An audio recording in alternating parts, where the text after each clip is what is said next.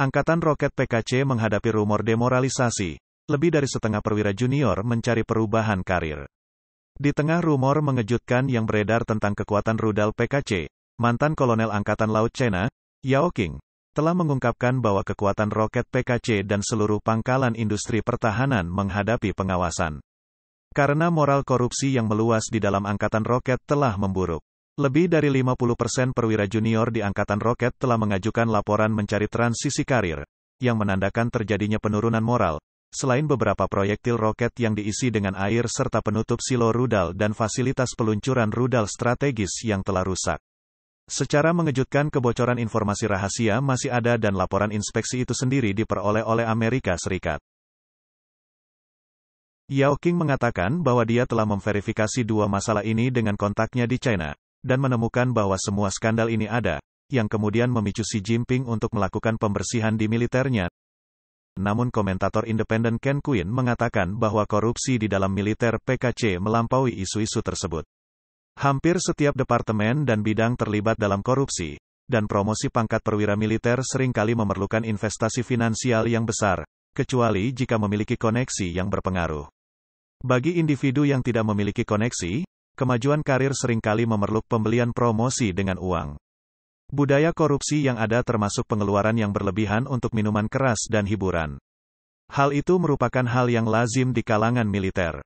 Korupsi yang mengejutkan merajalela dalam pengadaan bahan untuk berbagai proyek penelitian dan pengembangan, serta dalam pengeluaran harian.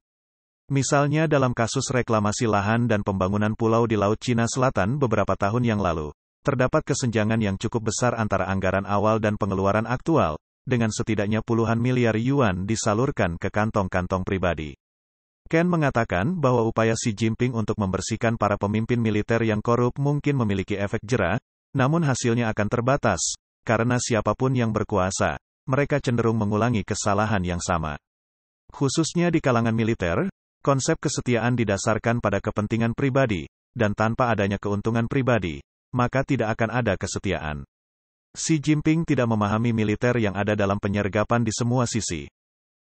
Di era Mao, PKC memiliki sistem penunjukan pejabat yang dikenal sebagai 5 danau dan 4 lautan, mengakui berbagai pusat kekuatan, dan bahwa semua pusat kekuatan ini diakomodasi dengan setiap orang berbagi dalam distribusi jabatan dan manfaat resmi. Ungkapan 5 danau dan 4 lautan adalah sebuah idiom sejarah China yang mewakili perkumpulan atau persatuan yang luas dan inklusif, yang mencakup segala yang ada di bawah langit.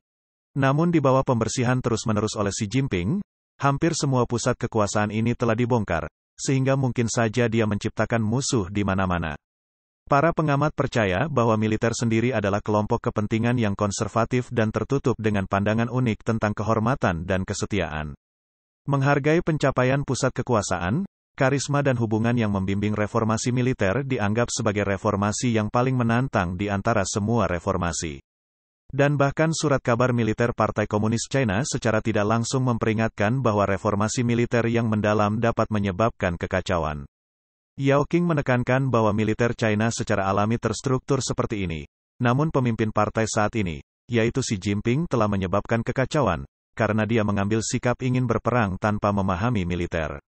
Yao menyatakan, sebagai komandan militer, prestise Anda berasal dari prestasi militer dan keberanian serta kepedulian Anda terhadap tentara, karena mereka bersedia berkorban untuk Anda.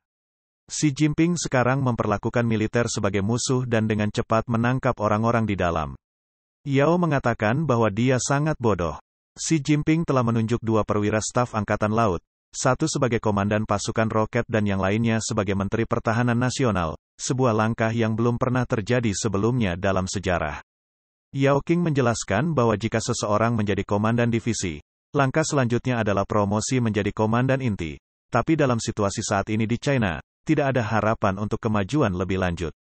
Dia percaya bahwa Xi tidak menunjuk berdasarkan bakat, tapi berdasarkan pelayanan dan itu telah menyinggung banyak orang. Yao juga mengungkapkan bahwa ada perbedaan pendapat yang tersebar luas di kalangan militer, dengan lebih dari 80% perwira di tingkat divisi dan di atasnya.